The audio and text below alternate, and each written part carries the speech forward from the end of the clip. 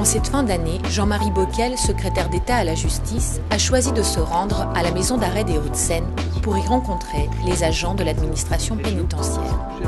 À la veille du réveillon du Nouvel An, les personnels pénitentiaires s'organisent pour assurer les permanences en ces jours de fête. Jean-Marie Bockel a souhaité exprimer sa solidarité au personnel sous astreinte et entendre leurs besoins. Monsieur Caudron. Présent. Monsieur Co. Présent. Madame Kenneth.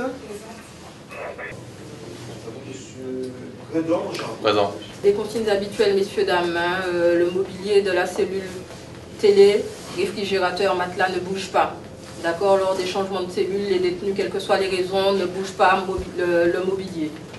Vos sondages de barreaux, vous les faites et vous les validez. Souvent, vous oubliez de valider, vous validez vos sondages, s'il vous plaît. Un sondage non validé est un sondage non fait. Si je suis là comme membre du gouvernement à 28 décembre, c'est pas pour perturber votre travail, c'est pour marquer une écoute et une solidarité au personnel, parce que je sais que votre travail n'est pas facile. Je fais souvent dans des conditions dont notre mission est de les améliorer, mais je pense qu'un jour comme aujourd'hui, c'est aussi important de dire que, à côté de l'attention qu'on porte bien sûr au bâtiment, à la condition pénitentiaire, mais il y a aussi cet intérêt au personnel, du sommet à la base, sans lequel rien n'est possible. Bon courage. La difficulté de la fonction, c'est encadrer un personnel jeune avec effectivement un manque d'expérience. Ce qui n'est pas évident à la maison d'arrêt des Hauts-de-Seine, c'est qu'on a une population pénale assez virulente, ce qui est propre à la région parisienne. Nos difficultés sont donc celles de l'extérieur, c'est-à-dire du territoire des Hauts-de-Seine. Et majoritairement, ce sont des détenus qui sont originaires du nord et du sud du département, qui sont dans une logique de prédation. Pour beaucoup d'entre eux, c'est des stupéfiants ou des vols avec armes, parfois des grosses affaires.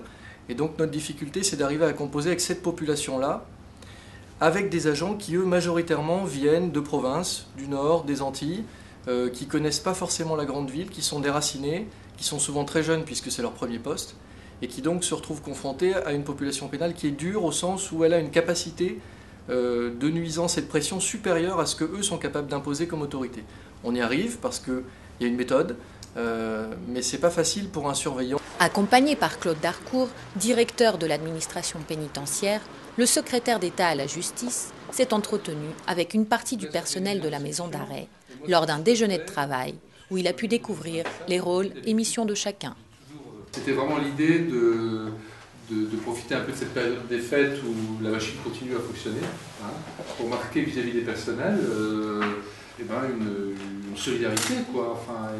Je suis Fabien Boivant, je suis directeur adjoint à la maison d'arrêt de Nanterre depuis maintenant 2 mois, directeur stagiaire précisément, puisque je sors de l'école. J'ai découvert un établissement où il y avait donc beaucoup de travail, une certaine difficulté, mais en même temps beaucoup de dynamisme qui permettent donc de faire avancer les choses, de faire évoluer la maison d'arrêt qui n'est donc pas sclérosée sur elle-même. Guidé par Pascal Fion, directeur de l'établissement, Jean-Marie Bockel a poursuivi la visite par le poste de contrôle et la zone administrative, avant de se rendre dans les locaux du SPIP. Toutes les fonctions logistiques. Non, c'est ça les fonctions. Monsieur Valeron, l'officier du responsable du bâtiment B, le bâtiment des condamnés. C'est son adjoint. Le bâtiment B, c'est pour les condamnés, le bâtiment A, c'est pour les prévenus. Après, le bâtiment C, c'est pour le corps de survivants. 160 surveillants. Ça marche avec des cartes? Oui, et vous avez un identifiant qui est votre code et vous débitez votre... Pas de carte, vous donnez simplement votre code. Oui, vous tapez votre code. En fin de visite, le secrétaire d'État s'est intéressé aux difficultés spécifiques de la maison d'arrêt de Nanterre à l'occasion d'une réunion de travail avec l'encadrement et les syndicats. Il a ainsi promis qu'un coup de pouce particulier serait donné à cet établissement. Donc ici à Nanterre, on a un gros problème en fait. Le gros problème, c'est de fidéliser les personnels.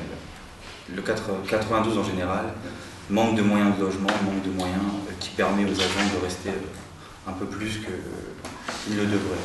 Contrairement à la province, la région parisienne, c'est une population pénale qui est très difficile, qui est très demandeuse, qui est très jeune et dynamique, et que nous, on doit avoir justement un effectif un peu plus conséquent pour pouvoir pallier à cela, quoi.